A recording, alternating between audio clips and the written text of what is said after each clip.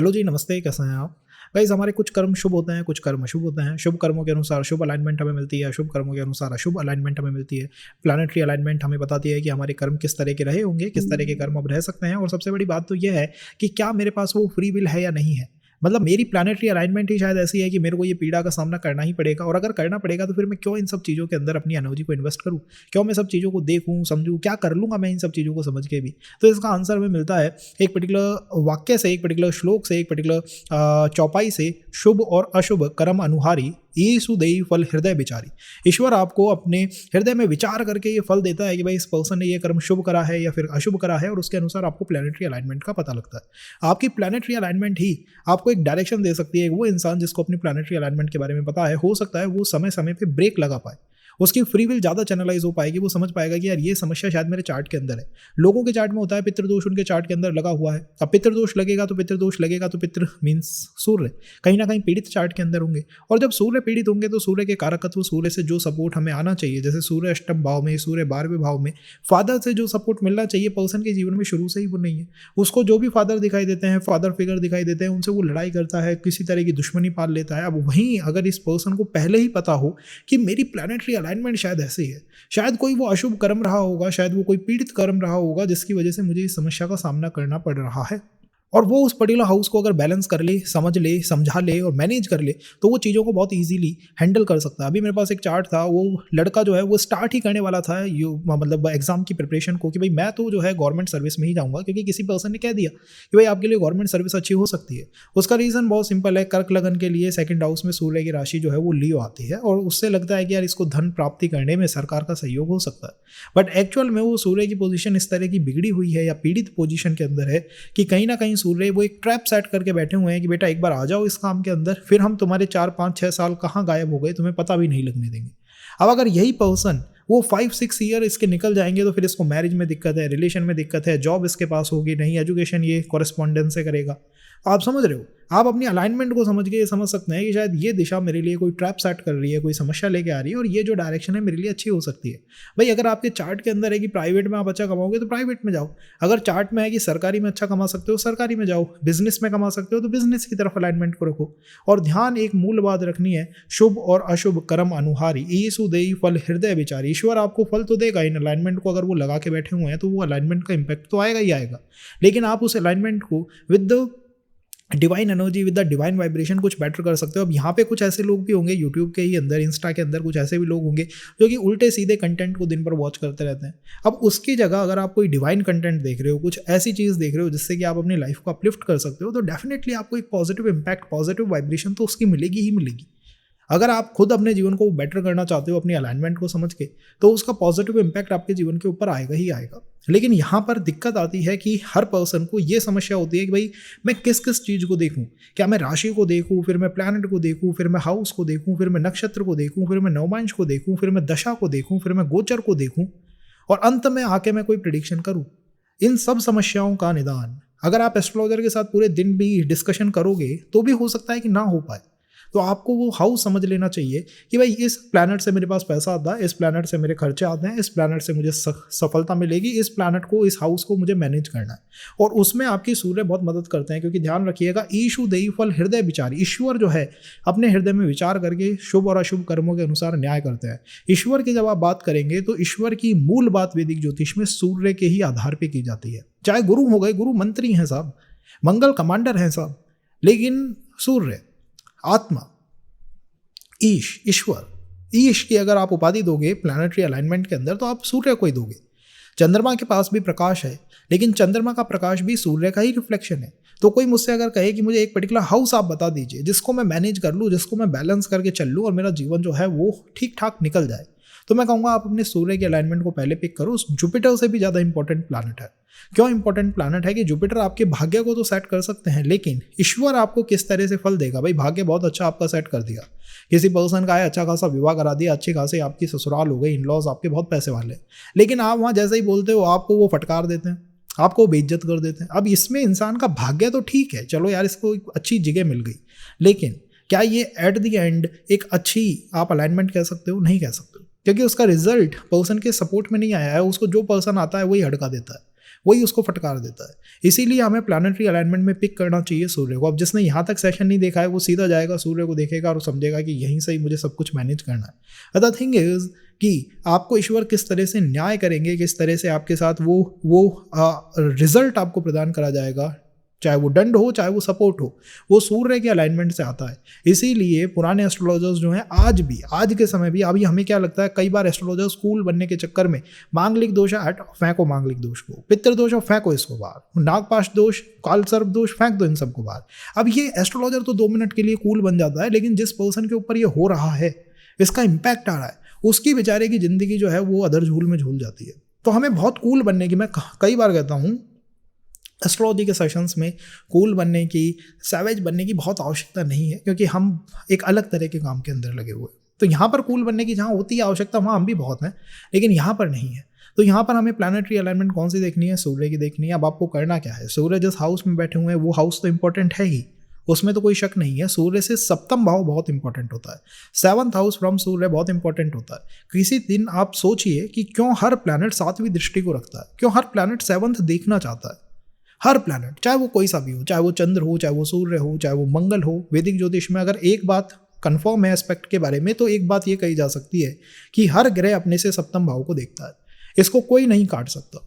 मंगल चौथे को देखता है, ठीक है, शनि चौथे को नहीं देखता, लेकिन हर ग्रह अपने से सप्तम भाव को देखता है। इसका अर्थ है कि जो 7th house from A planet है वो बहुत इंपॉर्टेंट होता है। वो उस पर्टिकुलर प्लैनेट के लिए जीवन या मरण का विषय है, जीवन या मरण का विषय है। लोग पूछते हैं 12वें भाव में सूर्य मरण कारक में क्यों चला जाता है।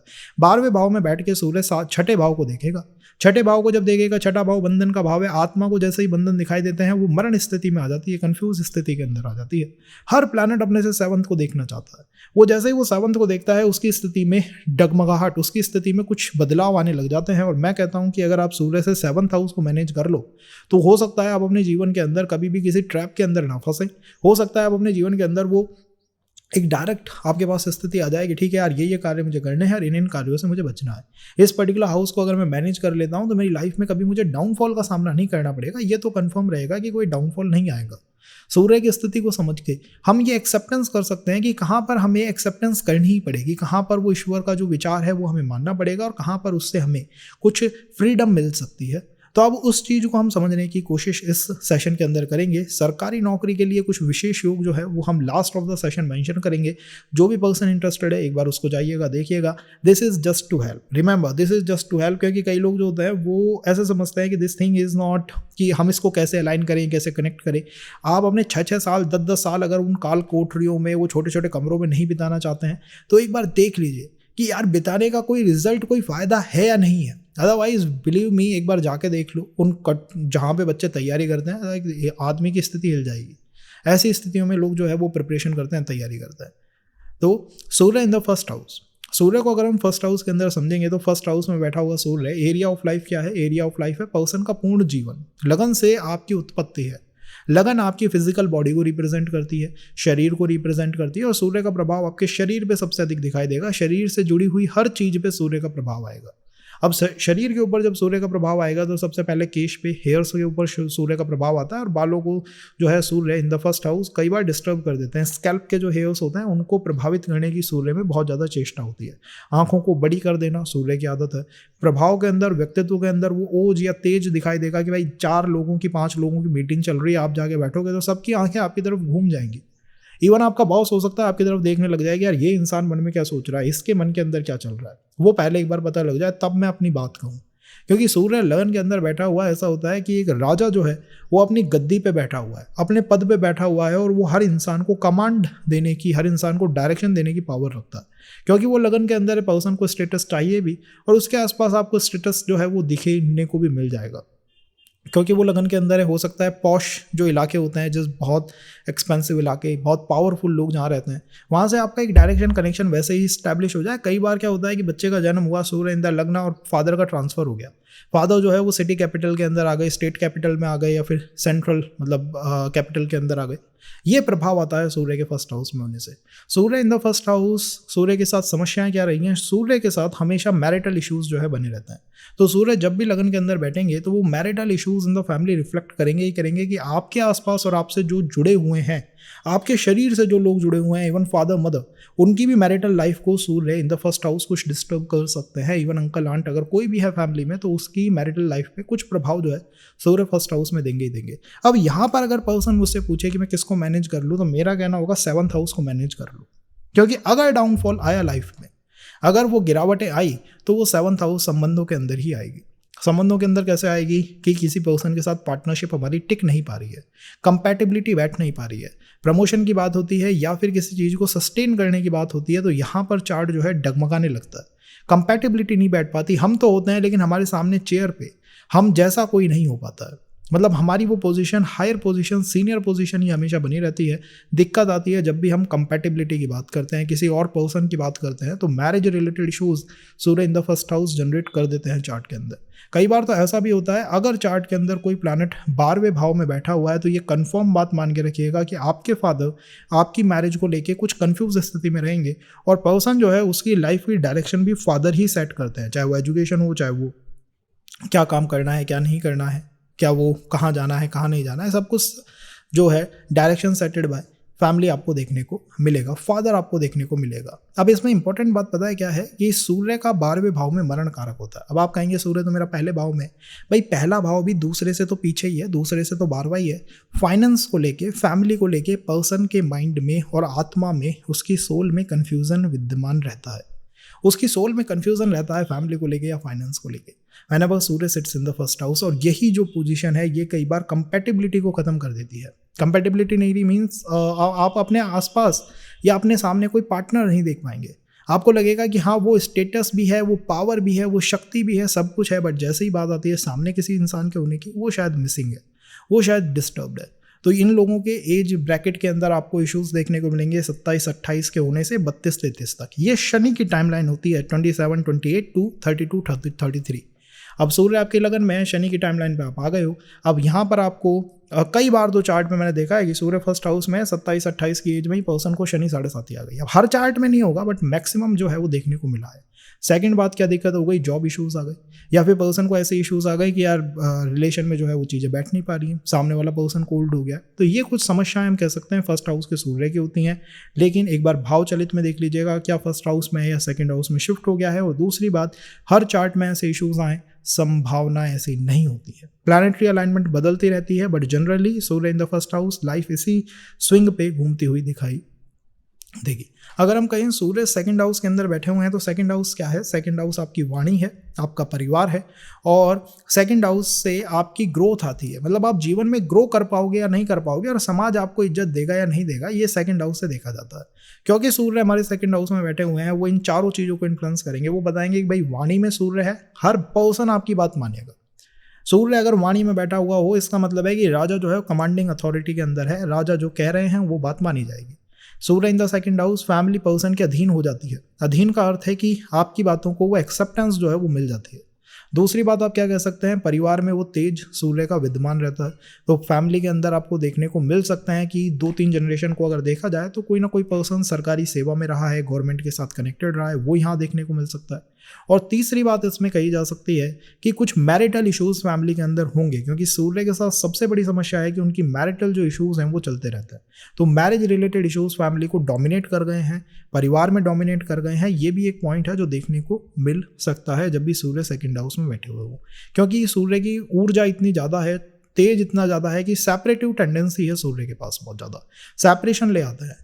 जब भी सेकंड हाउस में बैठेंगे, सेकंड हाउस ऑफ नवमांश कुंडली जो है वो मैरिज की सस्टेनेबिलिटी है। तो लगन कुंडली में सेकंड हाउस में बैठे हुए हैं, तो इसका अर्थ है कि हो सकता है आपके संबंध बिफोर मैरिज ही फेल कर जाए। मतलब 1-2 संबंध में रहे हों और वो जो है वो ज़्यादा समय तक सस्टेन नहीं कर पाए। बट D9 में अगर ये हो जाता तो फिर ये मैरिज के बाद भी फेल करने की पॉसिबिलिटी को दिखा देते कि भाई संबंधों को सेपरेशन जो है वो सूर्य के माध्यम से आ सकता है। अब यहाँ पर मैनेज क्या करना है, अगर आपका कभी भी डाउनफॉल होगा या आपकी फैमिली का भी होगा तो अष्टम भाव के माध्यम से होगा।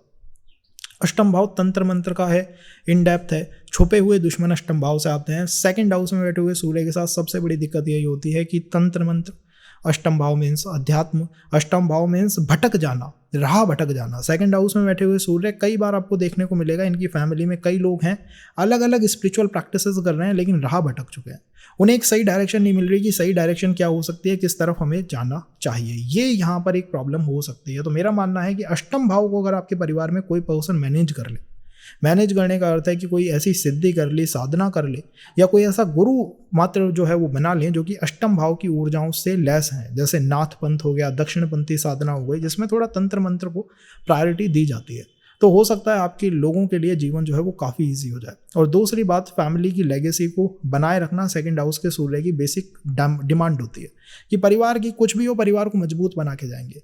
तो मजबूत कैसे बनाया जा सकता है? अष्टम भाव की ऊर्जाओं को इन्वॉल्व करके बनाया जा सकता है, चाहे वो अध्यात्म हो, चाहे वो गहरी रिसर्च हो, किसी भी सब्जेक्ट के।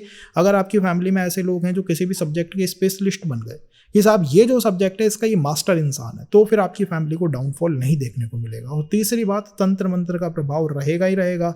इवन आपके दुश्मन हो सकते हैं जो इस तरह के कामों को कर रहे हों, तो उनसे बचाव का बेस्ट वे है कोई ना कोई ऐसी ऊर्जा बना लेनी चाहिए जो कि हमें इन नकारात्मक ऊर्जाओं से बचा सके, कोई ऐसा गुरु बना लेना चाहिए।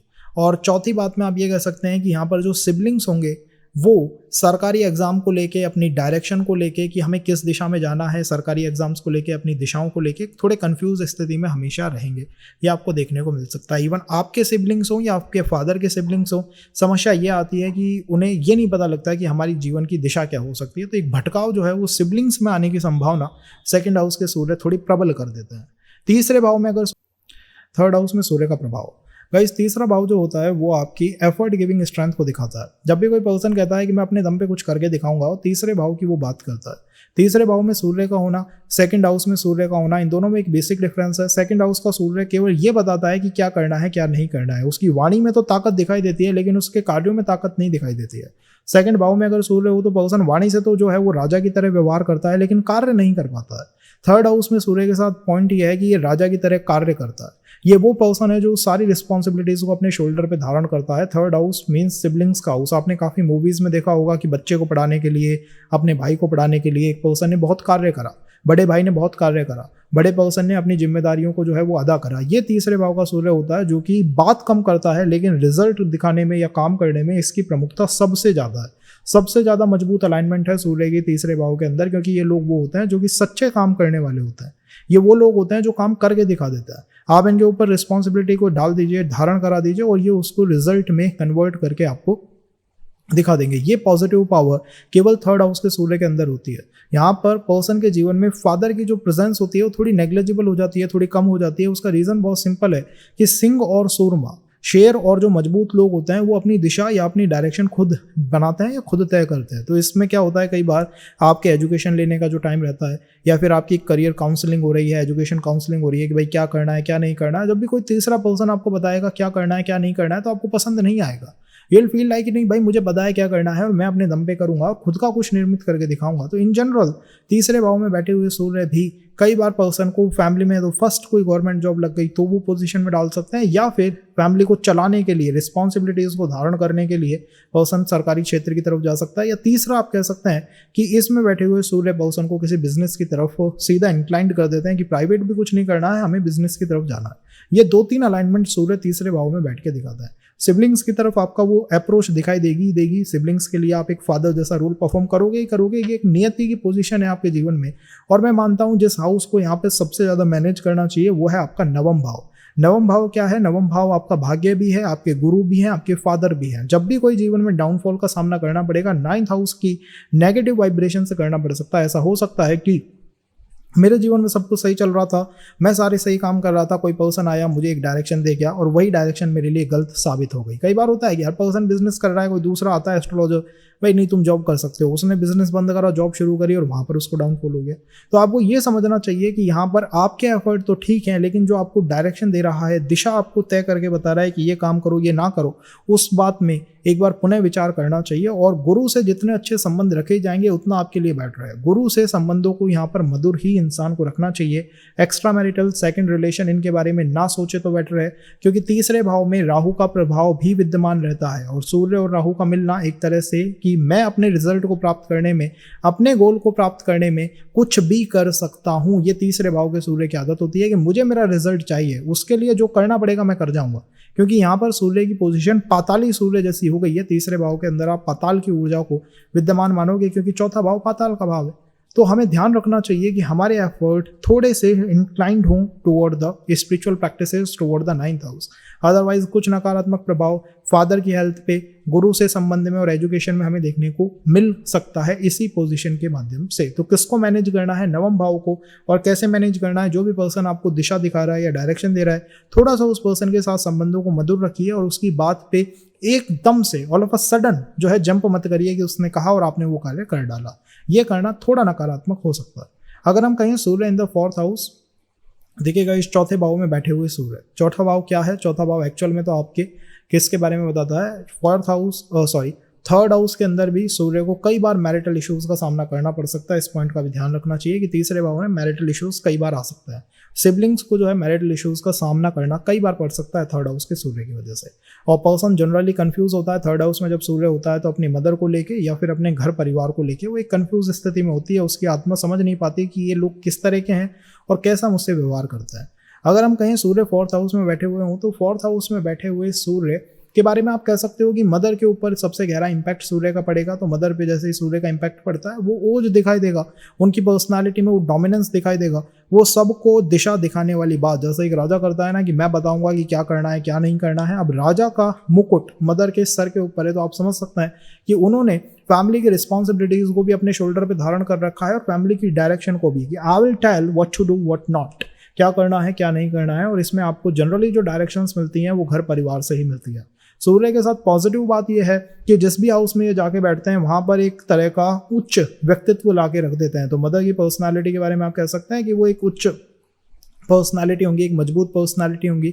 और नेगेटिव के पॉइंट पे आप ये कह सकते हैं कि जहां पर भी सूर्य की पोजीशन होती है वो लोग या तो किसी की बात सुनते नहीं है या फिर वहां पर मैरिटल इश्यूज का सामना करना पड़ सकता है। 4th house is the house of mother, तो मदर को किसी ऐसे संबंधों में किसी तरह का तनाव या परेशानी। 4th house is the house of your comfort, तो कई बार होता है ना कि मेरे कंफर्ट में सब कुछ अच्छा है, फादर के पास अच्छी जॉब है, सब कुछ फैमिली में सेट है, लेकिन मैरिटल इश्यूज जो है वो फैमिली में या मेरे कंफर्ट जोन को हमेशा परेशान करते रहते हैं। तो यहाँ पर भी पर्सन को मैरिज रिलेटेड इश्यूज का सामना कई बार 4th हाउस सूर्य की वजह से करना पड़ जाता है, क्योंकि ये सूर्य के साथ चलते हुए इश्यूज हैं। उसके कंफर्ट जोन को अगर कोई डिस्टर्ब करेगा तो मैरिटल इश्यूज कर सकते हैं, सामने से कोई नया पर्सन आ जाए वो कर सकता है। और 5th पॉइंट में आप कह सकते हैं कि सूर्य जब भी 4th हाउस के अंदर बैठेंगे वो एक important dimension of the life की किस हाउस से मेरा डाउनफॉल हो सकता है 10th हाउस को बना देते हैं कि दशम भाव ही आपके जीवन में आपकी प्रोग्रेस कराएगा या डाउनफॉल कराएगा। तो मेरा तो मानना है कि क्योंकि चौथे भाव में सूर्य बैठे हुए हैं, सबसे अधिक फोकस आपका आपके प्रोफेशन के ऊपर होना चाहिए, आपकी जॉब के ऊपर होना चाहिए। जितना ज़्यादा ये पर्टिकुलर हाउस मजबूत रहेगा उतनी बेटर कंडीशन आपकी सोसाइटी में रहेगी। आप लोगों के पीछे भाग रहे हो, कंफर्ट जोन को बेटर करने के लिए आप चाह रहे हो कि मैरिटल इश्यूज मेरे जीवन के खत्म हो जाएं, फैमिली में अगर ऐसे इश्यूज हैं तो वो खत्म हो जाएं, वो नहीं होंगे। आपको हो सकता है इन अर्ली एज थोड़ा सेपरेशन भी फैमिली से देखने को मिले, एक दूरी तनाव फैमिली से देखने को मिले कि फैमिली से हम दूर हो गए और बाहर जाना पड़े। और पर्सन को जाना चाहिए, उसका फोकस होना चाहिए उसके कंफर्ट जोन के ऊपर, उसका फोकस होना चाहिए उसके प्रोफेशन के ऊपर, 10th हाउस के ऊपर। यहीं से कोई डाउनफॉल आ सकता है, फादर के वजह से, प्रोफेशन की वजह से, इनकी वजह से कुछ डाउनफॉल हमें देखने को मिल सकता है। तो सबसे अधिक फोकस इनके ऊपर हम लगा के रखें जिससे कि हमारा जीवन जो है सही ट्रैक पे बना रहे। यहाँ पर सूर्य 4th हाउस में है तो पर्सन कंफ्यूज किस चीज को लेके होगा, वो कंफ्यूज होगा अपनी रिलेशनशिप को लेके और अपनी हायर एजुकेशन को लेके। इन दो चीजों को लेके उसका कंफ्यूज होना दिखाई इस चार्ट के अंदर देता है। और मेरा मानना है कि हायर एजुकेशन पे एक सही क्लैरिटी होनी चाहिए जिससे कि वो अपने प्रोफेशन को सेट कर सके। Once it is set, I think so कि सूर्य 4th हाउस में फिर आपका डाउनफॉल तो नहीं होने देंगे, फिर वो परिवार की भी जो स्ट्रेंथ है उसको वो अपलिफ्ट करेंगे। अगर सूर्य 5th हाउस के अंदर बैठे हुए हो तो आप पंचम भाव के सूर्य के बारे में कह सकते हैं कि पंचम भाव जो है वो सूर्य का नेचुरल पर्टिकुलर हाउस है। 5th हाउस कालपुरुष कुंडली में सिंह राशि का है, वहीं पे सूर्य इस समय विद्यमान है, 5th हाउस के अंदर विद्यमान है। तो आप मान सकते हैं कि आपके लिए सूर्य उसी पॉइंट पे बैठे हुए हैं जहां पर उनका मूल पॉइंट है, जहां पर ईश्वर के चार्ट में उनका मूल पॉइंट है। इसका अर्थ है कि सूर्य यहाँ पर एक बहुत इंपॉर्टेंट प्लैनेट के रूप में भूमिका निभा रहे हैं। जब सूर्य बहुत इंपॉर्टेंट प्लैनेट बन गए हैं तो आपकी लाइफ की इंपॉर्टेंट डायमेंशंस, चाहे वो रिलेशनशिप हो, चाहे वो एजुकेशन हो, चाहे वो आपका प्रोफेशन हो, उसके ऊपर सूर्य का इन्फ्लुएंस आएगा ही आएगा। रिलेशनशिप में सूर्य के इन्फ्लुएंस को आप बहुत पॉजिटिव तरीके से नहीं लेते हैं तो ये कहीं ना कहीं आपके संबंधों को हायर कास्ट में या फिर अपर जो सोसाइटी का सर्कल होता है, अपर स्टेटस जो फैमिलीज होती हैं उनकी तरफ इंक्लाइंड कर देता है, वहाँ ले जाता है। लेकिन रिलेशनशिप में मैरिटल जो कंफर्ट है वो सूर्य के पास बहुत ज़्यादा नहीं है, इसका हमें ध्यान रखना चाहिए। अगर हम एजुकेशन की बात करें तो सूर्य के पास सबसे अधिक ज्ञान है, मतलब लॉर्ड हनुमान जी को भी जिन्होंने ज्ञान दिया है सूर्य हैं, वो उनके टीचर हैं, उनके भी गुरु हैं। तो आप मान सकते हैं कि यहाँ पर ज्ञान जो है वो निश्चित रूप से आपको काफ़ी अच्छा मिलेगा सूर्य के माध्यम से। और जब सूर्य आपको ज्ञान देने की कोशिश करते हैं तो कई बार पर्सन को ज्ञान आत्मा से आता है, इनसाइड से उसे ज्ञान प्राप्त होता है। तो अच्छी खासी डिग्री ना हो लेकिन अध्यात्म का ज्ञान पर्सन को बहुत ज़्यादा है, या अंदर से उसको ज्ञान बहुत ज़्यादा है, आध्यात्मिक स्किल्स की तरफ ले जाते हैं या फिर टेक्निकल स्किल्स की तरफ सूर्य जो है वो 5th हाउस में बैठ के पर्सन को लेके जाता है। और एजुकेशन की स्ट्रीम सेलेक्ट करने में क्या करना है क्या नहीं करना है, इसमें आपको आपके फादर का रोल सबसे इंपॉर्टेंट दिखाई देगा कि मेरे फादर का इन्फ्लुएंस काफ़ी गहरा था। जब भी मैंने रिलेशन की बात करी या फिर एजुकेशन की बात करी तो फादर का किसी ना किसी तरह से एक इम्पैक्ट आया मेरे इन डायमेंशंस के ऊपर। यहाँ पर अगर पर्सन पूछे कि मेरा डाउनफॉल होगा तो किस हाउस की वजह से होगा, 11th हाउस की वजह से, वही आपके लिए भाग्य ला सकता है, वही आपके लिए डाउनफॉल ला सकता है। आपका फ्रेंड सर्कल किस तरह का है, आपकी सोशल मीडिया प्रोफाइल किस तरह की है, किन लोगों को आप फॉलो करते हैं अनफॉलो करते हैं, ये सब आपके भाग्य पे इम्पैक्ट डालता है। आपके भाग्य में कुछ भी अप डाउन हुआ, लाइक भाग्य में कोई डाउनफॉल आया, किसी ने आपके प्रपोजल को रिजेक्ट करा, आप सबसे पहले सोशल मीडिया पर जाओगे, उसको ब्लॉक करोगे, सबसे पहले आप उससे अपनी फ्रेंडशिप को जो है वो डिस्कनेक्ट कर लोगे। तो आपके भाग्य में थोड़ा सा भी परिवर्तन आपके और आपके मित्रों के, आपके और आपके फ्रेंड्स के जो कनेक्शन है उसको चेंज कर देता है, ट्रांसफॉर्म कर देता है, आपके और आपके रिलेशनशिप के पूरे स्टेटस को ट्रांसफॉर्म कर देता है। तो आपके लिए 11th हाउस सबसे इंपॉर्टेंट है। अपने फ्रेंड सर्कल को, यहाँ पर फ्रेंड्स को बहुत ध्यान से चुनना चाहिए। एक गलत पर्सन, एक गलत एनर्जी आपकी लाइफ में और आपकी लाइफ को वो जो है अप से डाउन कर सकता है। तो आपकी प्रोफाइल, सोशल मीडिया प्रोफाइल, आपका क्या वहाँ पर फॉलोइंग है, अनफॉलोइंग है, किसको देखते हो, किसको नहीं देखते हो, कौन आपका फ्रेंड है, कौन नहीं है, ये सब आपके भाग्य को प्रभावित करने में गहरा इंपैक्ट डाल के बैठे हुआ है। 11th हाउस धन का भी हाउस है, रिजर्व मनी का हाउस है। 5th भाव में बैठा हुआ सूर्य, आपको फादर ने बता दिया ये एजुकेशन आपको लेनी है, आप बीटेक में आपने एडमिशन भी ले लिया, लेकिन जैसे ही सपोर्ट की बात आती है तो फादर की तरफ से वो रिजर्व मनी नहीं दिखाई देती है, जुड़ा हुआ धन नहीं दिखाई देता है, और आप कहते हैं कि यार जुड़ा हुआ धन ही नहीं था। तो ऐसी स्थिति थी कि कमाना है और खर्च करना है। तो अगर आपके पास 11th हाउस आपका मजबूत है, अच्छे फ्रेंड सर्कल है, अच्छा आपका सोशल मीडिया पूरा प्रेजेंस है, और थर्ड आपके पास रिजर्व मनी काफ़ी ज़्यादा है, एसेट्स आपके पास काफ़ी अच्छे हैं, तो यहाँ पर कोई चैलेंज जीवन में नहीं आ सकता। कंफ्यूज किस चीज़ को लेकर रहोगे? कंपटीशन को लेकर कंफ्यूज रहोगे। इवन गवर्नमेंट जो कंपटीशन होता है, गवर्नमेंट स्कॉलरशिप्स एंड ऑल, इनके लिए जो फॉर्म्स होते हैं या कॉम्पिटिशन्स होता है, उसको लेके पर्सन यहाँ कंफ्यूज हो सकता है। इसमें कोई इफ और बट की बात नहीं है। 6th हाउस को लेके, दुश्मनों को लेके, कॉन्फिडेंस या फिर इन कॉम्पिटिशन्स को लेके पर्सन कुछ कंफ्यूज मात्रा में यहाँ पर हो सकता है, क्योंकि 5th हाउस आपकी बुद्धि का भी हाउस है। सोचने विचार करने में परिवार का रोल और परिवार की लेगेसी का रोल बहुत ज़्यादा है। मतलब मेरी इच्छा थी कि मैं कोई बिजनेस करूँ, लेकिन फैमिली की डिमांड थी या फिर परिवार की स्टेटस को प्राप्त करने के लिए कोई जॉब चाहिए थी, तो पर्सन जॉब की तरफ चला गया, क्योंकि 5th हाउस से ही पितृदोष का भी निर्माण होता है। 5th हाउस में बैठे हुए सूर्य के साथ अगर राहु, केतु या फिर शनि आ जाए तो वो पितृदोष बना देते हैं। तो आपको ध्यान ये रखना है कि जब भी थिंकिंग आएगी, जब भी आप कोई डिसीजन लोगे, आपके ऊपर सूर्य का प्रभाव है, आपके फादर का, ग्रैंडफादर का, परिवार की लेगेसी का, उसको आप आउटसोर्स नहीं कर सकते, हटा नहीं सकते। और ये सेम इम्पैक्ट आपके पार्टनर के ऊपर भी है, रिलेशनशिप में भी है। तो वहाँ भी फादर इन लॉ दोनों का ध्यान आपको अपनी तरफ से रखना चाहिए। अगर सूर्य 6th हाउस में बैठे हुए हो तो केवल 6ठा हाउस जो होता है वो बंधनों का हाउस होता है। आत्मा के बंधन 6ठे भाव से देखे जाता है। 6ठे भाव में आत्मा का मूल प्लैनेट सूर्य ही जाके बैठ गया है। आत्मा के बंधन 6th हाउस, प्रारब्ध का सीधा इंपैक्ट सूर्य के ऊपर। कारकत्व में तो इस तरह से दिखाई देगा कि मेरे रिलेशन विद माय फादर या तो डिस्टर्ब हैं, पीड़ित हैं, या मैं मेरे फादर को लेके क्लियर अंडरस्टैंडिंग मेरे पास नहीं है कि क्या विवाद सही है नहीं है, उनका क्या अप्रोच है टुवर्ड लाइफ, मैं उनको किस तरह से देखूं ना देखूं, ये सारे कंफ्यूजन यहाँ पर आ जाता है। सेकंड में आप कह सकते हैं सूर्य बोन्स के कारक हैं, हड्डियों के कारक हैं। 6th house the health issues का हाउस है, हड्डियों का health issues, heart related issues, मतलब पर्सन को थोड़ा फियर लगा रहता है, उसको बीपी का, बोन्स का, इनका फियर जो है उसके माइंड में लगा रहता है, व्याप्त रहता है। तीसरी बात है 6th हाउस दुश्मनों का हाउस है, और सूर्य के साथ एक ही दुश्मनी है, सूर्य के साथ एक ही प्रॉब्लम है कि उनको मैरिटल इश्यूज काफ़ी ज़्यादा है, उनको मैरिज में समस्याओं का सामना काफ़ी करना पड़ा है। तो या तो आपके दुश्मनों को मैरिज के इश्यूज बहुत ज़्यादा हैं कि मतलब दुश्मन जो भी है आपका, उसको आपको देखने को लगता है यार ये पर्सन जो है घर परिवार से पीड़ित है, ना इसका स्पाउस इसके साथ है, ना पत्नी साथ रह रही है, ना पति साथ रह रहा है, मतलब डिस्टर्ब्ड फैमिली है। या फिर ये इम्पैक्ट आपके ऊपर आ सकता है कि आपसे जब भी किसी पर्सन ने दुश्मनी निकाली, उसने आपकी फैमिली में सबसे पहले कोई वीक मैरिज जो थी, जो कमजोर मैरिज थी, उसको टारगेट करा। ये भी पॉइंट यहाँ पर कई बार बन जाता है। मतलब परिवार में सब कुछ अच्छा है, लेकिन किसी एक इंसान का रिलेशन या फिर संबंध बिगड़ा हुआ है। जैसे ही आपका दुश्मन आएगा, सबसे पहले उसी इंसान के बारे में बात करेगा कि यार इसका संबंध क्यों बिगड़ा। ये 6th हाउस के सूर्य कई बार करा देता है, तो उसका भी ध्यान रखना चाहिए। अब इसको अपर लेवल में आप ये कह सकते हो, क्योंकि सूर्य छठे भाव में बैठे हुए हैं, छठे भाव में उनकी पोजीशन है, आत्मा प्रारब्ध के चपेटे में है। आत्मा प्रारब्ध के चपेटे में जब आती है तो पर्सन का कार्य करने की तरफ जो मन है वो थोड़ा रुझान कम हो जाता है। उसका रीज़न ये होता है, आत्मा अंदर से फील करती है कि मैं कुछ भी कर लूँ बट शायद मैं डेस्टिनी को चेंज ही ना कर पाऊँ। तो एक बहुत बड़ी फाइट है, एक बहुत बड़ी बैटल है between destiny and the reality and the action, the free will. Person free will say तो चाहता है सब कुछ बदल दो, but Surya in the 6th house शायद मैं बदल ना पाऊँ।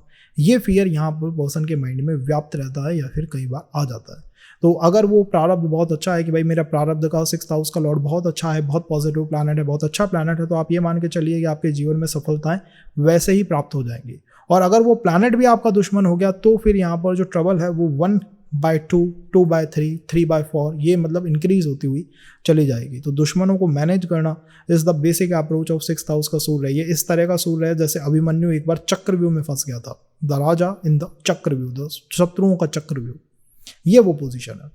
यहाँ पर पर्सन कंफ्यूज किसको लेके रहेगा, वो कंफ्यूज अपने मैरिज के स्टेटस को या फिर अपने स्पाउस को लेके थोड़ा कंफ्यूज हो सकती है आत्मा कि मेरा पार्टनर भी क्या मेरे मुश्किल दौर में मदद करेगा या नहीं करेगा। तो जब भी बिजनेस पार्टनरशिप में जा रहे हो, सूर्य 6th हाउस में, सोच समझ के जाइएगा, क्योंकि फियर एक रहेगा कि जब इस बिजनेस का डाउनफॉल होगा या पार्टनरशिप डूबेगी तो क्या मेरा स्पाउस, मेरा पार्टनर, मेरा पर्सन मेरे साथ खड़ा रहेगा या नहीं रहेगा, अकेला रह जाना, ये फियर 6th हाउस के सूर्य का कई बार होता है। अगर हम 7th हाउस सूर्य की बात करें, या 6th हाउस सूर्य में डाउनफॉल या फिर अपलिफ्टमेंट कहाँ से आएगी, 12वें भाव से। विदेशों से आपके संबंध बन गए, विदेशी लोगों से आपकी जानकारी हो गई, लॉन्ग डिस्टेंस संबंध में आप आ गए, या फिर आपका एक्सपोर्ट इंपोर्ट रिलेटेड कोई बिजनेस या स्टार्टअप शुरू हो गया, तो आप ये मान के चलिए कि आपके जीवन में आपको ग्रोथ देखने को मिलेगी। और डाउनफॉल भी इसी हाउस की वजह से आ सकता है। तो इस हाउस को जितना मैनेज कर सको, इन 4-5 चीज़ों को जितना मैनेज कर सको उतना करने की कोशिश करो, ये मेरी बेसिक सेइंग है।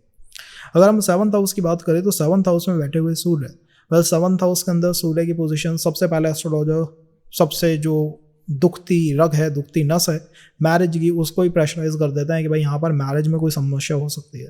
मेरा मानना ये नहीं है कि यहाँ पर मैरिज में पर्सन को समस्या हमेशा देखने को मिलेगी। आई हैव सीन चार्ट्स जिसमें सूर्य 7th हाउस में और मैरिज बहुत अच्छी तरह से वर्कआउट कर रही है, क्योंकि सूर्य के साथ समस्या तब आती है जब आप अपने पार्टनर को समय नहीं दे पाते हो या आपका पार्टनर आपको समय नहीं दे पाता है, तब यहाँ पर जो है वो मैरिटल इश्यूज सूर्य के फ्रेम होने लगते हैं। तो ये आप मान सकते हैं कि अगर सूर्य 7th हाउस में है तो आपको जनरल से एक लिमिट से, एक पॉइंट से ज़्यादा समय आपके स्पाउस को देना पड़ेगा, क्योंकि सूर्य राजा है। आपके स्पाउस ने राजा का मुकुट धारण कर रखा है। द पर्सन फील्स कि आई एम द किंग, मैं किंग हूँ, मैं क्वीन हूँ, मैं मेरे को चाहिए वो पावर, ये स्टेटस, और वो आपको अपनी तरफ से हो सकता है प्रोवाइड इसमें करना पड़े। सो द बेसिक सेइंग और द बेसिक अप्रोच और the basic call of your partner is very simple, that I am the king, मैं किंग हूँ भाई और मेरे को समय देना पड़ेगा। ये बेसिक कॉल है। अगर इसको आप फुलफिल करते हुए चलते हैं तो मैरिटल हार्मनी यहाँ पर काफ़ी बनी रह सकती है। मैरिटल इश्यूज जो है उनका कम हमें सामना करना पड़ेगा। तो ये बेसिक जो फियर है इससे हमें बाहर आना चाहिए कि 7th हाउस सूर्य हमेशा फियर या इश्यूज देते ही देते हैं। दो this is one side true thing कि वहाँ पर आपको समय ज़्यादा इन्वेस्ट करना पड़ता है। दूसरी बात यह है कि 7th हाउस में बैठे हुए सूर्य भी 27-28 की एज तक मैरिज कराने की मैक्सिमम टाइम कोशिश करते हैं, बट उसके बाद अगर आप लूप में आ गए तो फिर यहाँ पर 31-32 यहाँ तक भी जो एज है वो खिंच सकती है, जा सकती है। तीसरी बात है स्पाउस के स्टेटस पे, स्पाउस के बिहेवियर में सूर्य तो रिफ्लेक्ट होगा ही होगा। इधर उनकी जॉब में रिफ्लेक्ट होगा, भाई ऐसा कोई काम करते हैं, मोनोपोली है, एकाधिकार है, जिस दिन वो दुकान बंद कर दें या काम ना करें उस दिन शहर ही थम जाए। मतलब ऐसा कोई स्पेशल काम करते हैं, कोई स्पेशल वर्कर या स्पेशल कोई ऐसी पर्सनालिटी है जो कि मतलब एक हस्ती होता है ना, ऐसी कोई पर्सनालिटी। और आप इसके बारे में ये कह सकते हैं कि यहाँ पर बैठे हुए सूर्य के पास डायरेक्शनल बल नहीं होता, उन्हें दिशा नहीं पता होती, उन्हें ये नहीं पता होता कहाँ जाना है कहाँ नहीं जाना है। तो डायरेक्शनल वीकनेस काफ़ी होती है। स्पाउस कुछ कंफ्यूज हो सकता है अपनी डायरेक्शन को लेके कि मुझे नहीं पता कि मुझे मेरी लाइफ को कैसे सेट करना है, कैसे उसको व्यवस्थित करना है। ये एक समस्या भी हो सकती है। 7th हाउस में बैठे हुए सूर्य की वजह से जो डाउनफॉल या फिर ग्रोथ हमारे जीवन में हो सकती है वो एक्चुअल में हमारे 1st हाउस की वजह से होती है। 7वें भाव में बैठे हुए हैं सूर्य, वो कह रहे हैं कि मैं 1st हाउस से मेन स्ट्रेंथ को प्राप्त करता हूँ, या इस हाउस पे आपको ज़्यादा फोकस करना चाहिए, इससे आपके लाइफ को डिसाइड किया जाएगा। गलती पर्सन क्या करता है कि वो अपने स्पाउस पे बहुत अधिक केंद्रित हो जाता है, ध्यान देना शुरू कर देता है। और मेरा मानना यह है कि आपके जीवन में कितना आप ग्रो कर सकते हो या फिर जो डाउनफॉल रहेगा वो केवल आपके फर्स्ट हाउस की वजह से आएगा। अगर आपके अंदर कमी है या आपके अंदर कोई समस्या है या आपके अंदर वो आप कह सकते हैं कि वो जो स्टेटस है वो रिफ्लेक्ट नहीं होता है या फिर नहीं दिखाई देता है, तो यहाँ पर मैरिज को मैनेज करना ज़्यादा प्रॉब्लमेटिक है, ज़्यादा समस्याओं से घिरा हुआ है। आप वो पूरी तरह सरेंडर करके हमेशा चीज़ों को यहाँ नहीं बचा सकते हो। आपको आपकी पर्सनालिटी के ऊपर वर्क करना होगा, फर्स्ट हाउस के ऊपर वर्क करना होगा। जितना आप इसके ऊपर वर्क करते हो, स्वयं के ऊपर, पर्सनालिटी के ऊपर, अपने आप को जो है एम्पावर करने की कोशिश, उतना ज़्यादा आपका सेवंथ हाउस आपके अनुकूल बनने लगेगा। और आपने ये कोशिश करी, आपने अप्रोच को बदल दी कि बस मैं मेरे स्पाउस के लिए, अपने पार्टनर के लिए जो है वो नतमस्तक हो जाऊँ पूरी तरह, वो शायद चीज़ों को और ज़्यादा डिस्टर्ब कर दे या फिर प्रॉब्लमेटिक कर दे। तो अपनी लाइफ की कमांड को, अपनी लाइफ की दिशा को, डायरेक्शन को अपने हाथों में लेने की कोशिश करिए जितनी जल्दी हो सके उतना जल्दी। किस चीज़ को लेके पर्सन यहाँ पर कंफ्यूज रहेगा? अष्टम भाव को लेके कंफ्यूज रहेगा। अष्टम भाव किस हाउस है, किस चीज़ को रिफ्लेक्ट करता है? एट्थ हाउस एक्चुअल में मैरिज के स्टेटस को, उसकी सस्टेनेबिलिटी को और आपके इनलॉज को रिफ्लेक्ट करता है। इन तीन चीज़ों को लेके कंफ्यूजन यहाँ पर्सन के माइंड में बना रहेगा। इवन ऑकल्ट को लेके, अध्यात्म को लेके, एस्ट्रोलॉजी को लेके या फिर इन डेप्थ जो साइंस होता है, इन सब को लेके कहीं ना कहीं पर्सन एक कंफ्यूज स्थिति में रह सकता है कि वो कभी सोचता है कि ये सारी चीज़ें अच्छा वर्क करती हैं और कभी सोचता है कि यार इन सब चीज़ों से कुछ नहीं होता। वो एक कन्फ्यूज़न यहाँ पर हमेशा प्रिवेल करता है या फिर बना हुआ दिखाई देता है। अगर आपकी डायरेक्शन, आपकी दिशा, आपकी लाइफ की जो गाड़ी है, जो उसका पहिया है रथ का, अगर आपके हाथों में है, ज़्यादा उसे अच्छी तरह मैनेज कर सकते हो। और अगर आपने किसी को और को सरेंडर कर दिया है तो आप ये समझिए, कितना भी नतमस्तक होना, कितना भी सरेंडर करना हमारे जीवन को ग्रो नहीं करा सकता है। ग्रोथ हमें फर्स्ट हाउस से ही मिलेगी, उसी हाउस पे हमें अधिक वर्क करना पड़ेगा। अगर हमारे सूर्य अष्टम भाव के अंदर हो तो एट्थ हाउस के सूर्य के बारे में मेरा मानना यह है कि अष्टम भाव के सूर्य आत्मा, सूर्य मीन्स आत्मा, और अष्टम भाव जो होता है वो एक्चुअल में शरीर और आत्मा के सेपरेशन को रिफ्लेक्ट करता है, इन दोनों की दूरी को रिफ्लेक्ट करता है। आप पॉजिटिव टर्म में ये कह सकते हो कि एट्थ हाउस के सूर्य आपको अकल्ट की, अध्यात्म की, एस्ट्रोलॉजी की बहुत गहरी जो नॉलेज होनी चाहिए वो प्रदान कर सकता है। पर्सन किसी भी जो गहरा सब्जेक्ट होता है, जो गहरा साइंस होता है, जिसमें रिसर्च की बहुत आवश्यकता होती है, उसके ऊपर बहुत अच्छी कमांड कर सकता है। ये पॉजिटिव बातें आप एट्थ हाउस के सूर्य के बारे में कह सकते हैं। लेकिन यहाँ पर पर्सन को एक बहुत एक्सट्रीम फियर या आप कह सकते हैं बहुत एक्सट्रीम एक पेन का सामना करना पड़ सकता है, बिकॉज फिजिकल बॉडी और आत्मा का जो सेपरेशन होता है वो अष्टम भाव के ही अंदर होता है। और मेरा मानना यह है कि 2-3 जनरेशन बैकवर्ड देखना चाहिए, कहीं कुछ ऐसा तो नहीं रहा जैसे सिबलिंग साइड में, या फिर कहीं कुछ ऐसा तो नहीं रहा कि फादर की सिबलिंग या ग्रैंडफादर साइड में किसी पर्सन को बचपन में या कम एज के अंदर कुछ हेल्थ इश्यूज़ का सामना करना पड़ा हो और उसका जो है जीवन से मतलब एक सेपरेशन रहा हो, छोड़ के चले गए, घर छोड़ के चले गए या ऐसी किसी समस्या का सामना करा। अगर ऐसी कोई समस्या है तो वो पितृदोष के रूप में यहाँ रिफ्लेक्ट करेगी। और अष्टम भाव के अंदर जब वो रिफ्लेक्ट करेगी तो होगा क्या कि आप हमेशा सूर्य को लेके एक कंफ्यूज स्थिति में रहेंगे, या आपको लगेगा कि यार फादर से मैंने जब बिजनेस के लिए कहा कि मुझे कुछ लोन दे दो, कुछ उधार दे दो, वो शायद नहीं दे पाए। उनके पास उनके एज में, उनके समय में बहुत पैसा था, बट मेरे को जब कोई सपोर्ट की बात आती है वो यहाँ पर नहीं दिखाई देता है या रिफ्लेक्ट नहीं हो पाता। ये यहाँ पर एक प्रॉब्लम का जो है वो कश्मकश का एक सबब बन जाता है। इसीलिए अष्टम भाव को कहते हैं कि फिजिकल बॉडी और आत्मा का सेपरेशन यहाँ पर होता है। अष्टम भाव is the house of graveyard, वो शमशान भूमि जो है वो अष्टम भाव के ही अंदर है। अष्टम भाव क्योंकि शमशान भूमि है और आत्मा का यहाँ से कनेक्शन हो गया, पर्सन बहुत डिटैच स्थिति में रहता है, उसको बहुत ज़्यादा आप कह सकते हैं कि भौतिक चीज़ों के खो जाने और इन चीज़ों का फियर नहीं रहता। लेकिन नेगेटिव टोन में क्या पॉइंट आता है कि हमारे फादर से जब भी हमने कोई सपोर्ट मांगा या बिजनेस के लिए या फिर और एजुकेशन के लिए कोई सपोर्ट मांगा, शायद उनकी तरफ से वो अवेलेबल ना कराया गया हो। इसको मैं यहाँ पर सबसे एक नेगेटिव चीज़ के रूप में देखता हूँ अष्टम भाव में, क्योंकि आपका सूर्य है। पर्सन का जन्म तो परिवार की लॉस्ट लेगेसी को वापस उसका पुनरुद्धार करने के लिए हुआ है। आप अपने परिवार में देखेंगे कि यार हमारे ग्रैंडफादर की स्थिति शायद ज़्यादा मजबूत थी, फादर की थोड़ी डाउन हुई और मेरे तक चीज़ें जो है वो और ज़्यादा डामाडोल हो रही है। तो ये जैसे जैसे परिवार नीचे की तरफ जाता है, लाइनेज नीचे की तरफ जाती है, एक डामाडोल स्थिति को निर्मित करता है। क्योंकि अष्टम भाव में सूर्य किस टाइम को इंडिकेट करते हैं? शाम के 4 से 6 बजे को, जब सूर्य अस्त होने वाला है, उसका एक डाउनफॉल हम देख रहे हैं। तो पर्सन सूर्य को लेके हमेशा फील करता है कि वो डाउनफॉल की स्थिति बनी हुई है। मैं जनरली अवॉइड करता हूँ कि एट्थ हाउस के सूर्य में हमें सरकारी जॉब की तरफ या नौकरी की तरफ थोड़ा कम रुझान रखना चाहिए। क्योंकि सूर्य second aspect mean second house को देख रहे हैं, बात सेवंथ एस्पेक्ट आपकी ग्रोथ में या डाउनफॉल में सरकारी जॉब, आपकी वाणी बहुत इंपॉर्टेंट रोल प्ले करती है। आप काफ़ी ऐसी डील्स को कर सकते हो, मतलब यहाँ पर केवल वाणी से, केवल अगर अपनी पर्सन अपनी वाणी को साध ले, बोलने के तरीके को साध ले कि मैं जो कहता हूँ वो एक लॉजिकल पॉइंट हो, और दूसरा वो पर्सन के ऊपर छाप छोड़े अपनी, तो लॉजिक से या फिर वाणी से मैंने लोगों को बिजनेस करते हुए देखा है।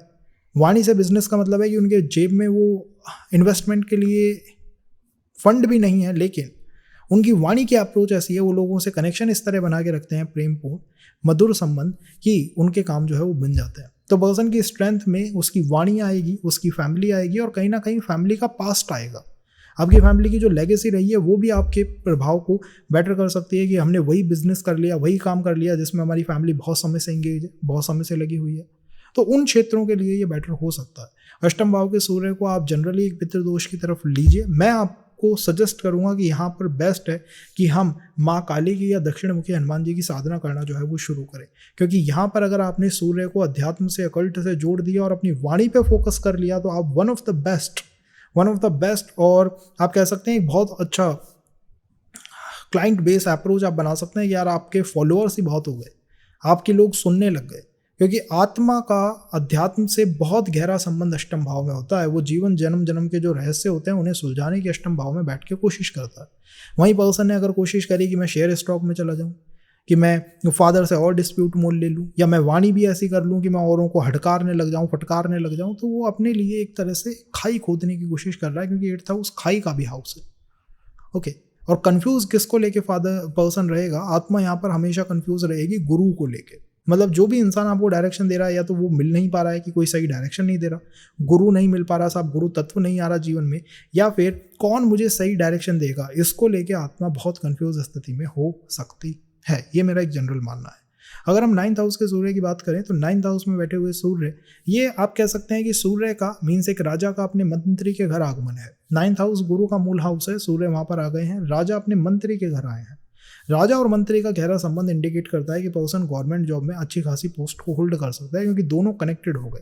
सेक्रेटरीट क्या है? जहाँ पर ऑफिसर्स बैठे रहते हैं, मंत्री जो गाइड आपको करेंगे, मतलब जिनको आपको गाइड करना है। तो मंत्री और राजा का एक संबंध है जो यहाँ पर 9th हाउस में बैठे हुए सूर्य की वजह से बन जाता है, क्योंकि सूर्य जो है वो उठ के 9th हाउस की तरफ आए हैं, ना कि 9th हाउस का लॉर्ड सूर्य की राशि के अंदर गया है। तो आप मान सकते हैं कि यहाँ पर सूर्य का कुछ डाउनफॉल जरूर हुआ है, और पर्सन ग्रो करने के लिए या फिर अपनी स्थिति को मजबूत करने के लिए अपने गुरु की तरफ जाता है, लोगों से सजेशन मांगता है। एक सौम्य व्यवहार आपको दिखाई देगा, मृदुल व्यवहार आपको दिखाई देगा कि यार एक अच्छा व्यवहार है, ये पर्सन जीवन में सफल होना चाहता है, इसीलिए ये हर इंसान की, हर पर्सन का सपोर्ट ले रहा है, हर पर्सन से सपोर्ट को जो है वो डिमांड कर रहा है, या उसकी जो है सपोर्ट प्राप्त करना चाहता है। तीसरे में जो सूर्य होते हैं वो मंदिर के कारक होते हैं, टेंपल के कारक होते हैं, और 9th हाउस आपके गुरु का या फिर आपकी फैमिली की एक तरह की पूर्ण जो लेगेसी होती है वो 9वें भाव से आती है। सूर्य का 9th हाउस से जुड़ना फैमिली में हो सकता है, कोई एंसेस्टर हमारे या फिर कोई हमारे पूर्वज जो है वो मंदिरों से जुड़े हुए हों,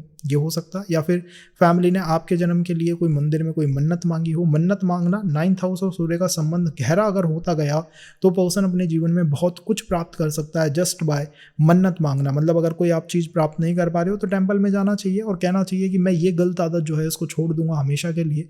आपका सूर्य 9th हाउस में हो सकता है, आपके जीवन में आपको वो जो चीज़ है जिसकी आपकी डिमांड थी मैनिफेस्ट, आप उसे आराम से कर लो, क्योंकि ये एक पॉजिटिव अलाइनमेंट आपके चार्ट के अंदर क्रिएट हुई है। सूर्य का प्लैनेट 9th हाउस में जुपिटर के साथ यहाँ पर एक अच्छा खासा संबंध बना है। राजा और मंत्री के संबंध को मैं एक तरह से ऐसा संबंध मानता हूँ जो अच्छा खासा जीवन को एक डायरेक्शन प्रदान कर सकता है या दिशा दे सकता है।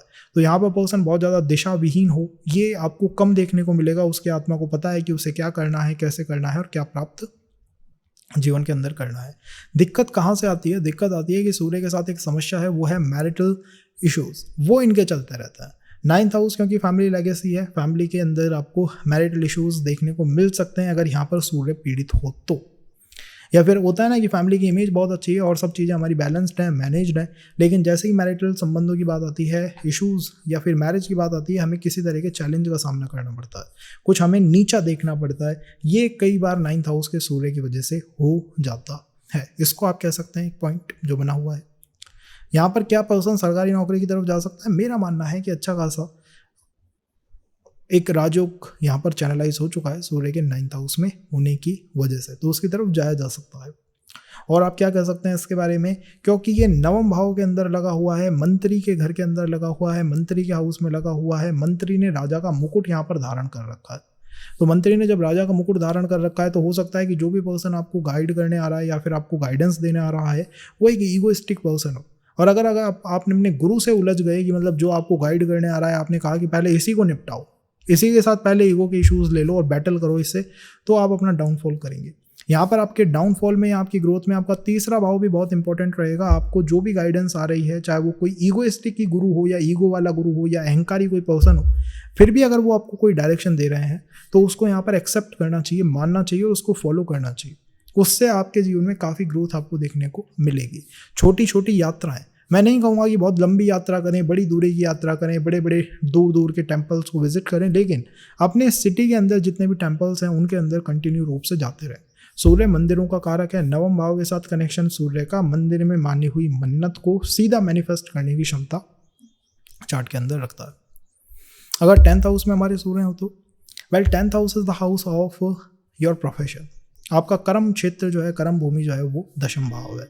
कर्म भूमि का सूर्य के साथ संबंध, राजा जो है वो कर्म भूमि के अंदर बैठे हुए हैं, तो उसका मतलब है कि यहाँ पर वो डायरेक्शन भी देंगे। तो आपको डायरेक्शनल स्ट्रेंथ सूर्य की 10th हाउस में अच्छी खासी देखने को मिलेगी कि सूर्य यहाँ पर डायरेक्शन भी दे रहे हैं। और दशम भाव के सूर्य को आप दिन के 12 बजे के साथ जोड़ेंगे कि दिन के 12-2 बजे का जब जन्म होता है जनरली, तो सूर्य 10th हाउस के आसपास आपको देखने को मिलता है। तब आप सूर्य का चमक देखिए, तेज देखिए, प्रकाश देखिए दिन के 11-12 बजे परम पे होता है, बहुत मजबूत होता है। इसी तरह दशम भाव के सूर्य को बहुत मजबूत स्थिति में लिया जाना चाहिए। अगर 10th हाउस में सूर्य बैठे हुए हैं और कंजंक्शन भी है उनके आसपास, तब भी प्रोफेशन पे प्रभाव सूर्य का आएगा ही आएगा। या तो कोई ऐसा पर्सन कार्य करेगा जिसमें मोनोपोली है कि साहब मैं जो करता हूँ मेरा एकाधिकार है, मैं जैसा करता हूँ वैसा कोई और नहीं कर सकता, ऐसी स्किल मैंने प्राप्त कर ली है किसी क्षेत्र के अंदर, किसी टेक्निकल काम के अंदर, या फिर गवर्नमेंट जॉब की एक बहुत अच्छी कंडीशन को 10th हाउस के सूर्य बनाते हुए चलते हैं, या फिर किसी बिजनेस की कि भाई मैं खुद ही चीज़ों को सेट करूँगा। किसी और की कमांड को फॉलो करना, किसी और के अंडर कंट्रोल होना, वो मेरी अप्रोच नहीं है, मेरी कॉल नहीं है। ये भी 10th हाउस के सूर्य ही दिखाते हैं। सूर्य यहाँ पर 10th हाउस में बैठे हुए हैं, उनके साथ इशू क्या रहता है? उनके साथ इशू होता है कि वो फैमिली को टाइम नहीं दे पाते। तो कई बार यहाँ पर 10th हाउस के सूर्य से प्रॉब्लम ये भी आती है कि पर्सन प्रोफेशन में इतना इन्वॉल्व हो गया, वो इतनी लैडर प्रोफेशन की चढ़ना चाहता है, इतना पावरफुल होना चाहता है कि वो फैमिली को टाइम नहीं दे पाता। इसीलिए डाउनफॉल उसका प्रोफेशन से नहीं घर से आता है। That is 7th from Surya 4th house. आप अपने कैसे अपनी पर्सनल लाइफ को मैनेज कर रहे हो, फैमिली को मैनेज कर रहे हो, यही आपकी ग्रोथ या फिर आपके डाउनफॉल को रिफ्लेक्ट करेगा। आपने जॉब में बहुत अच्छा कर लिया, आप CEO बन गए, आप टॉप पर्सन बन गए आपकी फॉर्म के, कंपनी के, घर में संबंध अच्छे नहीं है, रिलेशंस बेटर नहीं है, पर्सनल लाइफ जो है वो डिस्टर्ब हो गई है, तब आप उस चीज़ का, उस पोस्ट का कुछ नहीं कर सकते, क्योंकि आपको देखा वो कमज़ोर इंसान के रूप में ही जाएगा just because of this planetary alignment. तो हमें हमेशा ध्यान ये रखना चाहिए कि 10th हाउस के सूर्य में बेस्ट है कि हम हमारे परिवार को किस तरह मैनेज करते हैं, परिवार के साथ संबंधों को किस तरह मैनेज करते हैं और मदर के साथ संबंधों को किस तरह मैनेज करते हैं। हम बहुत कुछ अच्छा करें पर्सनल प्रोफेशनल लाइफ में, लेकिन हमारा कंफर्ट जोन ही डिस्टर्ब्ड है, हमारी पर्सनल लाइफ डिस्टर्ब्ड है, तो वहाँ पर ये डाउनफॉल रिफ्लेक्ट कर देते हैं, दिखा देते हैं। इसीलिए कई बार दशम भाव के सूर्य में पर्सन क्वेश्चन करता है 32-35 साल के होने के बाद कि मैरिज क्यों नहीं हो रही। भाई आपने उसको फोकस ही नहीं दिया, अब वो नहीं हो रही, इस वजह से आपकी कोई भी सफलता दिखाई नहीं दे रही। आपने चाहे कितना भी अच्छा काम कर लिया हो। तो इसको हमेशा ध्यान रखें कि हमारी ग्रोथ और हमारे डाउनफॉल को 4th हाउस रिफ्लेक्ट करता है, जो कि इमोशंस का भाव भी है, फैमिली का भाव भी है और कंफर्ट जोन का भी है। इसीलिए अगर हमें कभी डाउनफॉल भी आएगा, कोई प्रॉब्लम भी आएगी, तो वो किसी इमोशनल इंसान की वजह से आएगी कि किसी इमोशनल ट्रैप के अंदर हम फंस गए हैं या फिर आ गए हैं। 10th हाउस फादर का, फादर के अंदर और सूर्य की प्रबल पोजीशन, तो आप मान सकते हैं कि फादर लाइफ के हर डायरेक्शन को सेट करने की कोशिश करेंगे। दशम भाव के सूर्य, पंचम के और प्रथम भाव के, इन तीनों में आदत ये होती है कि आप अपनी लाइफ की जो कमांड होती है या जो दिशा देने का काम होता है, अपने फादर को सरेंडर कर देते हैं कि साहब आप वो काम करिए। आप अपने जीवन को मानते हैं कि मैं 10th हाउस के आधार पर जीवन को देखता हूँ कि मैं एक राजा तब फील करता हूँ जब मैं प्रोफेशन में बहुत बेटर हूँ, मैंने बहुत लैडर को चढ़ लिया है और मैं प्रोफेशन में बहुत सफल इंसान हो गया। बट दुनिया तब आपको एक मैच्योर पर्सन की तरह या फिर एक अच्छे इंसान की तरह देखेगी जब आपका 4th हाउस बेटर हो। अगर आपकी पर्सनल लाइफ डिस्टर्ब्ड है तो फिर आप ये मान के चलिए कि बहुत कुछ है जो डिस्टर्ब्ड है हमारा इस जीवन के अंदर। दैट आई कैन से, ये मैं यहाँ पर कह सकता हूँ। तो उसको कैसे हम मैनेज करके चल रहे हैं वो बहुत कुछ हमें हमारे स्ट्रेंथ के बारे में रिफ्लेक्ट करता है या फिर बताता है। तो सफलता अल्टीमेटली आती है 4th हाउस से। कुछ काम नहीं बन रहा, घर पे आ जाइए, वर्क फ्रॉम होम करिए। कुछ अगर इश्यूज आ रहे हैं, मदर से कुछ गाइडेंस लेने की कोशिश करिए। कुछ अगर समस्याएं आ रही हैं, मदर से अपने रिलेशंस को बेटर करिए और किसी देवी की पूजा करिए। 10th हाउस में बैठे हुए सूर्य में भी मैं आपसे कहूँगा देवी की पूजा करना। उसका रीज़न बहुत सिंपल है, 4th house is the house of mother.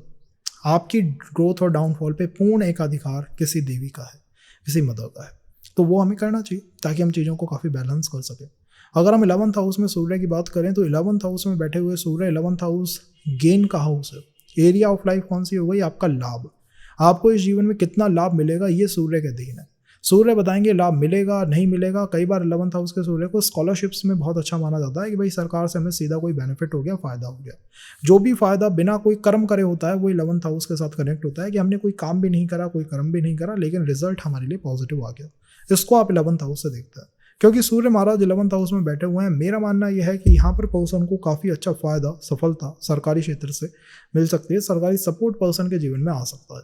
और वहीं अगर ये सूर्य एक्सपेंडिचर के कारक हो गए, राहु के साथ मिल गए, शनि के साथ मिल गए, कोई पितृ दोष लगा दिया, तो गवर्नमेंट की तरफ आपको एक्सपेंडिचर्स भी हो सकता है कि भाई सरकारी क्षेत्र की तरफ भाई एक्सपेंडिचर्स हो गए। आपके दोस्तों ने गवर्नमेंट के एग्जाम की तैयारी करी, आपने उनके साथ तैयारी शुरू कर दी, आपको किसी तरह का एक्सपेंडिचर हो गया। क्यों? क्योंकि यहाँ पर पितृ दोष लगा हुआ था। देखिए अपने चार्ट में कि कहीं ऐसा तो नहीं है कि यहाँ पर कोई पितृ दोष है, शनि के साथ हूँ, राहु के साथ हूँ, केतु के साथ हूँ, अफ्लिक्टेड हूँ, तब ये आपको कोई डाउनफॉल दे सकते हैं। और ध्यान रखिएगा ये डाउनफॉल भी ऐसा है कि बिना कोई कर्म करे, सड़क पे चल रहे हैं, चालान कट गया, हमने कुछ गलत भी नहीं करा, हमने कोई स्पेशल कर्म भी नहीं करा, बट हमें उस समस्या का सामना करना पड़ेगा। लाभ होगा या नहीं होगा, इस पर सूर्य का एकाधिकार हो चुका है। सूर्य जिस भी हाउस में बैठते हैं उसको वो एक राजा की तरह लेता है, राजा की तरह ट्रीट करते हैं। अब इस हाउस के जो भी कारकत्व हैं, चाहे वो आपके फ्रेंड सर्कल हो, वो राजा की तरह व्यवहार करेंगे, चाहे उनके पास कुछ हो या ना हो। They act like a Raja, act like a king. या हो सकता है कि उनका स्टेटस जो है वो काफ़ी अच्छा हो, ये भी काफ़ी पॉसिबल है। सूर्य अगर 11th हाउस में काफ़ी अच्छे हैं, मतलब बिना अफ्लिक्शन के बैठे हुए हैं, तो उनके आपके फ्रेंड सर्कल को काफ़ी ऊंचे स्टेटस से कनेक्टेड कर सकते हैं कि यार इनका स्टेटस बहुत ऊंचा है, उनके साथ में कोई बिजनेस कर लूँ या ना कर लूँ। ऐसे भी क्वेश्चंस मैंने आते देखे हैं सूर्य इन द 11th हाउस में। और आप इसके बारे में क्या समझ सकते हैं, सोच सकते हैं? सूर्य को हमेशा समस्या होती है मैरिटल संबंधों से। जो रिलेशन के संबंध होते हैं, सूर्य वहाँ पर जो है वो एफ्लिक्ट हो जाते हैं, वहाँ पर पीड़ित की तरह व्यवहार करने लगता है। तो जब भी संबंधों की बात आती है कि संबंधों से लाभ होगा या नहीं होगा, इसमें पर्सन कंफ्यूज हो जाता है। उसको समझ नहीं आता कि मेरे लिए रिलेशनशिप फायदेमंद है या फिर नुकसानदेह है, बनेगा नहीं बनेगा, इनकी तो उसको बात ही नहीं है। उसको तो यह है कि रिलेशन से कोई फायदा है या नहीं है, पहले ये तो मुझे कंफर्म हो जाए। इनकी तरफ पर्सन जो है उसका ध्यान ज़्यादा से ज़्यादा आकृष्ट होता रहता है, जाता रहता है। आप मान सकते हैं कि 11th हाउस के सूर्य की वजह से पर्सन को सरकारी क्षेत्र में, सरकारी जॉब्स एंड ऑल में किसी तरह के गेन की उम्मीद रखनी चाहिए, किसी तरह के लाभ की उम्मीद रखनी चाहिए। मतलब एफर्ट अगर आप देते रहते हो तो वो लाभ हो सकता है। और ये आपके पिछले जीवन की बेसिक डिज़ायर है, पिछले जीवन से आप डिज़ायर लेके आ रहे हो। कोई ना कोई आपकी ऐसी पूर्ण इच्छा है जो पिछले जीवन में पूर्ण नहीं हुई है। अपूर्ण कोई ऐसी इच्छा जो कि आपके फादर के रिगार्डिंग है, जो कि गवर्नमेंट जॉब के रिगार्डिंग है या सरकार के रिगार्डिंग है, ऐसी कोई अपूर्ण इच्छा आप पिछले जीवन से लेके आ रहे हो। या फिर कोई हाई सोसाइटी, हाई क्लास का पर्सन आपका फ्रेंड बन जाए, ऐसी कोई इच्छा यहाँ पर्सन लेके आ रहा है। उसकी सफलता या उसके डाउनफॉल को 11th हाउस नहीं, पंचम भाव कंट्रोल करता है। आपकी एजुकेशन कैसी है, आपके रिलेशनशिप्स कैसे हैं, और आपकी माइंड कितना शार्प है, और माइंड के ऊपर कितना आपका एकाधिकार है। कहीं ऐसा तो नहीं है कि आप जो मतलब दोस्त कर रहे हैं वही काम आपने भी शुरू कर दिया, या किसी थर्ड पर्सन ने कोई काम करा आपने भी वो शुरू कर दिया। माइंड पे आपका कितना एकाधिकार है कि मैं वो करूँगा जो मेरी अंदर से आत्मा की कॉल है, मेरी सोल की कॉल है, मेरी आत्मा से जो पुकार आती है, मैं वो कार्य करूँगा। कोई भी पर्सन अगर आपको प्रेशराइज कर देता है, कोई इशू आया, आपको रिलेशन ने प्रेशराइज कर दिया, उस पर्सन ने, आपके पार्टनर ने, स्पाउस ने, किसी ने भी आपको प्रेशर में डाल दिया, यहीं पे आपका डाउनफॉल हो जाता है। कितना आपका ब्रेन, कितना आपकी फीलिंग्स आपके कंट्रोल में है, ये आपकी स्ट्रेंथ को मेजर अप करेंगे। और मेरा मानना है कि आपकी जॉब से भी ज़्यादा आपके एजुकेशन की जो कंडीशन है वो जितनी बेटर है, जितनी रिफाइंड है, जितनी अच्छी डिग्रीज आपके पास हैं, उससे ही आपके स्टेटस का रियल रिफ्लेक्शन होता है। अगर हमारे पास जॉब अच्छी है लेकिन एजुकेशन में हम कहीं पिछड़े हुए हैं, तो आपको ये मानना चाहिए कि अच्छी खासी जॉब होते हुए भी दुनिया पहले आपकी एजुकेशन के बारे में पूछेगी। वही आपके लिए सेट कर रहा है कि आपकी हायर एजुकेशन कितनी बेस्ट है, और उसमें कोई गैप तो नहीं है, या फिर उसमें कोई स्ट्रीम चेंज तो नहीं है। कई बार 11th हाउस के सूर्य में पर्सन साइंस से कॉमर्स, कॉमर्स से BA, ऐसे स्ट्रीम चेंज भी करता घूमता है। इनका भी हमें यहाँ पर थोड़ा ध्यान रखना चाहिए। मैं मानता हूँ कि पर्सन यहाँ पर कंफ्यूज होगा। अगर स्टार्टअप, बिजनेस या फॉरेन ट्रैवल की बात आती है तो इन 2-3 चीज़ों को लेके पर्सन कुछ कंफ्यूज स्थिति में रहेगा। अगर हम 12th हाउस में सूर्य की बात करें तो 12वें भाव में बैठे हुए सूर्य एक्चुअल में सूर्य का कमजोर स्थान है, मरणकारक स्थान है। इसमें इंडिकेट करते हैं कि कहीं ना कहीं जो फादर है उनकी प्रेजेंस हमारी लाइफ में कम है। मतलब जब हमें कोई डिसीजन लेना था, कोई लाइफ को डायरेक्शन देनी थी, जब हमें एजुकेशन में कुछ अच्छा करना था, जॉब में कुछ अच्छा करना था, जब भी फादर की उम्मीद थी या फिर आवश्यकता थी, वो कम हमें उनकी पोजीशन दिखाई दी, कम उनका हमें सपोर्ट आता हुआ दिखाई दिया।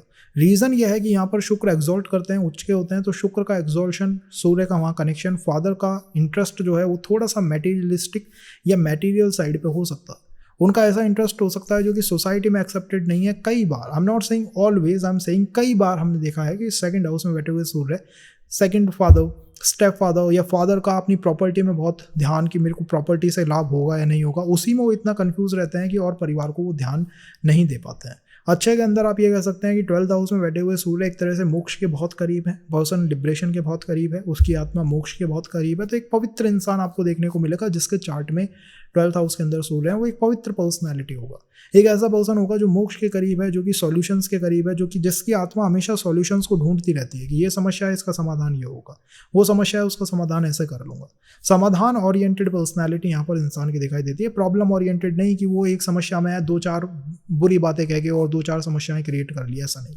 हमेशा वो समस्याओं को सॉल्व करना चाहता है कि ये प्रॉब्लम है, सॉल्व करो, और प्रॉब्लम है, सॉल्व करो। लेकिन फादर की प्रेजेंस लाइफ में कम होना एक प्रॉब्लम जीवन के अंदर बेसिक बन जाती है, क्योंकि सूर्य लगन से बस अभी एक हाउस ही पीछे है। पर्सन जो है वो स्टेटस को प्राप्त करने के बहुत करीब रहता है इस चार्ट के अंदर। जब भी 12th हाउस में सूर्य बैठते हैं कि उसकी किसी भी चीज़ के फाइनल तक को करने के वो बहुत करीब रहता है। मतलब अगर कोई रिलेशनशिप है तो वो बहुत सस्टेन कर सकती है, बहुत लास्ट तक जा सकती है, लेकिन फिर कोई डाउनफॉल आ जाए, ये पॉसिबल रह सकता है कि अंत में जो होता है ना कि नाव किनारे पे लगने वाली थी, बट लगते लगते कोई दिक्कत आ गई, लास्ट में जैसा ही काम होने वाला होता है यहाँ पर कोई दिक्कत आ गई। ये सूर्य इन 12th हाउस कर देते हैं कई बार, क्योंकि सूर्य 6th हाउस को देख रहे हैं। मेरा मानना है कि आपके लिए डाउनफॉल और आपकी ग्रोथ आपकी कॉम्पिटिटिव स्किल पे डिपेंड करती है। गलत अगर एग्जाम कोई पकड़ लिया और उसमें लग गए कि मैंने तो साहब गलत एग्जाम को पिक कर लिया, मैंने तो कॉम्पिटिशन पिक कर लिया कि सरकारी नौकरी करनी है, मुझे तो कुछ भी हो जाए, और उसके लिए मैं लग गया, उसके पीछे 8-10 साल निकाल दिए, यहीं से डाउनफॉल है। और सही कॉम्पिटिशन पिक कर लिया कि मेरे लिए ये प्रोफेशन है, ये सही है और मुझे इसी को ट्राई करना है बस। आपके लिए आपका प्रोफेशन, आपके शत्रु, ये पता लग जाए कि मेरा शत्रु कौन है और मेरा मित्र कौन है, ये पता लग जाए कि कौन सा काम करना मेरे लिए सही रहेगा, किससे मुझे बचना चाहिए, यही आपके लिए सफलता है। और अगर वहाँ कन्फ्यूज हो गए तो फिर आप ये समझिए कि डाउनफॉल है, क्योंकि फिर पर्सन चेज करता है। 12वें भाव के अंदर बैठे हुए सूर्य चेजिंग के सूर्य होते हैं, क्योंकि पहला नक्षत्र अश्विनी चेज कर रहा है। 12वें भाव में सूर्य पहले भाव के बहुत करीब है, अश्विनी के बहुत करीब है। तो आप ये मान के चलिए कि यहाँ पर पर्सन चेज करता, सफलता को चेज करेगा। मतलब एक बार अगर उसने डायरेक्शन बना ली कि ये मेरा दुश्मन है, तो उसके पीछे लग जाएगा। अगर उसको यही नहीं पता हो कि मेरा दुश्मन कौन है, अगर हो सकता है कि वो अपने मित्र को दुश्मन मान ले और फिर उसके पीछे लग जाए कि बस तेरे को तो मैं जो है पीड़ित करके ही छोड़ूंगा। ये एक प्रॉब्लम है यहाँ पर कि उसे ये नहीं पता कि मेरे लिए मेरा मित्र कौन है, मेरा शत्रु कौन है, अपना कौन है, पराया कौन है। ये कंफ्यूजन जिस दिन खत्म हो गया, प्रोफेशन में सही डायरेक्शन मिल गई, 12वें भाव के सूर्य के बराबर मजबूत कोई सूर्य नहीं होता।